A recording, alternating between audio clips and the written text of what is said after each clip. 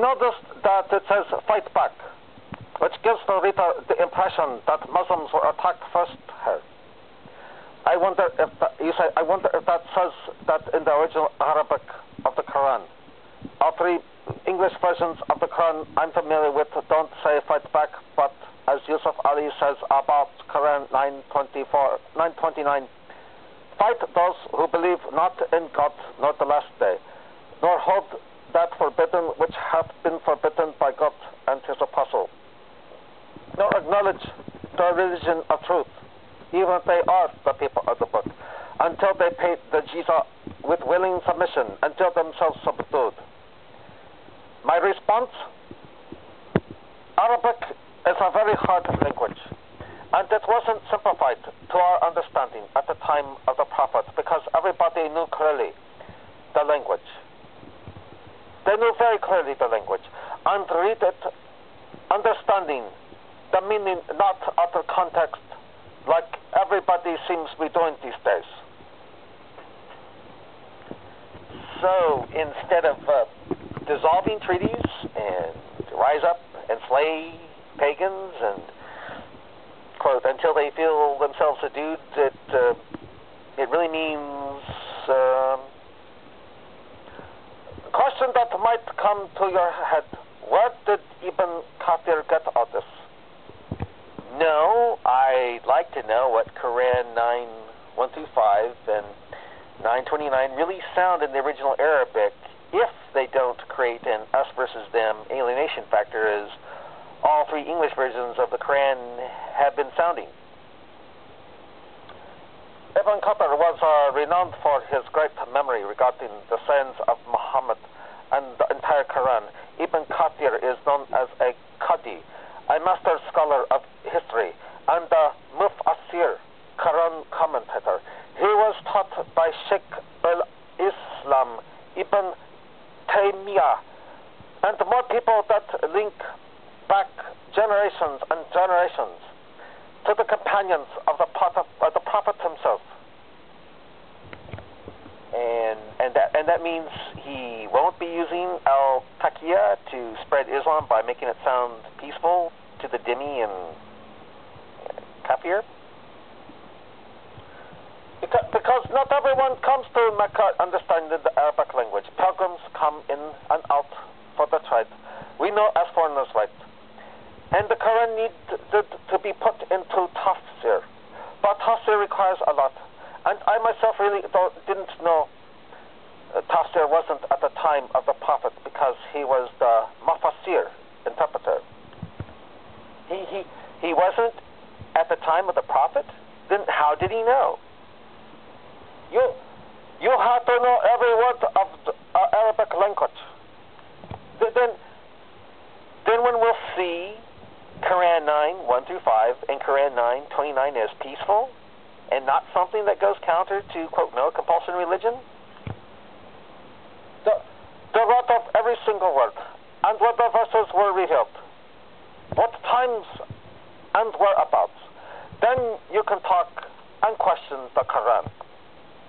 In the process, I'll learn that when it comes to treating pagans, the scriptures in the Quran that say strike off fingertips and strike at the necks, Quran 8:12, it'll really mean caress the fingers and kiss the necks. And the Quran isn't revealed by a human. Allah revealed it to him through Gabriel. You do realize Muhammad thought he was demon-possessed until his wife said, no, Muhammad, you are getting revelation from Allah. You said, if it makes Quran 9:29 less us versus them, less alienating toward persons of the book, maybe they can footnote it in big letters and have the writings of the Tafsir Ibn Kathir right under it in Quran. With that I say, it's called search. Don't be lazy and ignorant. And the copy of the Quran that I know has heaps of footnotes. Why don't you buy yourself one, if finding the truth means a lot to you? And in the process, I'll learn that fight the pagans really means fight back at the pagans. And you think I'll believe this, even though the notion of taqiyya rolls around in my head thanks to Quran 6106 and 328, the latter being the one warning the Muslims to not inwardly be friends of Christians and Jews or be cut off from Allah unless being friends of Christians and Jews is only outward. Can we say boogie here? You say I'm thinking because without it, the footnote, it makes it sound like Christians have to be killed, humiliated, and subdued. So please, if you can, you say, start suggesting this. You just might take a big chunk out of terrorism this way, you say. And with that, I say, who am I to suggest? I'm a seeker of knowledge. And I thought I'd share what I know with you. Because I know I'm right. That dissolve treaties really means 9:1, Quran 9:1. Freedom from obligation is proclaimed from Allah and His Messenger to those of the idolaters with whom ye made a treaty. You don't find that creepy? Sounds like the Arabic version matches the three alienating English versions of the Quran after all. It goes on, but it doesn't say break, does it? That's your understanding. Well, what the hell does freedom from obligation mean to you? Is this not al-taqiyya on your part? Right at this moment to say it doesn't mean what it means? But the words of the Quran, so the Quran really says, keep your obligation toward the idolaters with whom you made a treaty, totally contradicting what you just showed me about freedom from obligation?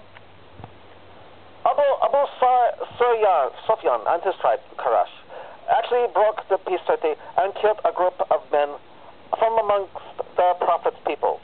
What's that got to do with dissolving treaties and killing those who are, quote, lefty following the ways of their forefathers? That you said yesterday wasn't terrorism. Anyways, surely Allah loves those who have taqwa, Quran 9:4, who keep their promises. And it sounds like He loves those who break treaties also, as 9:1 says for the Muslims to do in not only three English versions, but even the Arabic one you just showed me.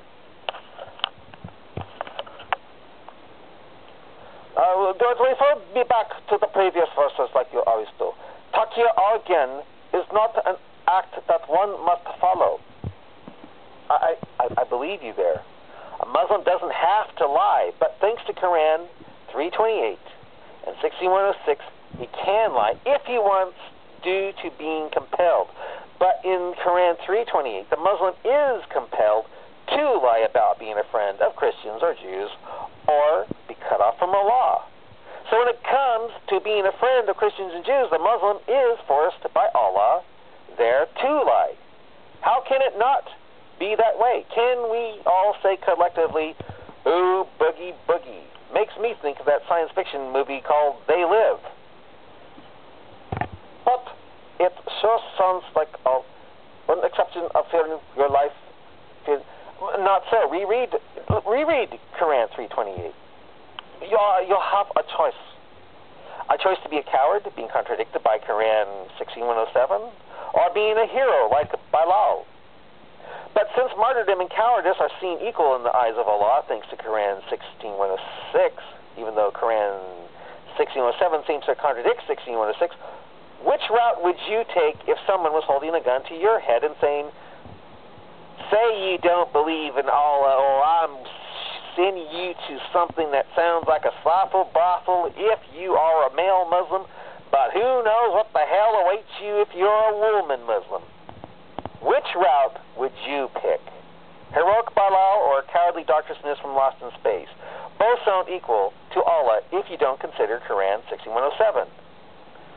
And the judgment is to God in the end regarding the choice you made.